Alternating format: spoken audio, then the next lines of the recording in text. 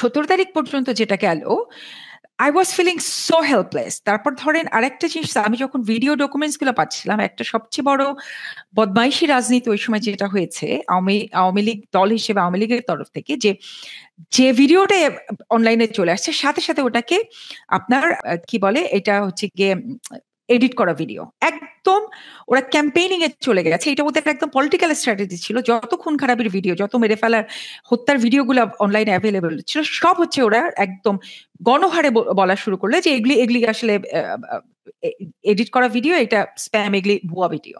মোটা কথা ভুয়া, এগুলি ভুয়া ভিডিও, এগুলি অরিজিনাল, এগুলি ঘটছে না, এগুলি হচ্ছে গিয়ে সব অপপ্রচার চালানো হচ্ছে। তার মানে এই যে মিস ইনফরমেশন, ডিসইনফরমেশনের সাথে ফাইট দেয়া, একই সাথে আমি বুঝতে পারছি যে দেখেন আমাদের এই ছোট ভাই বাচ্চা, এই ছেলে মেয়েগুলাকে খুন করে ফেলা হচ্ছে।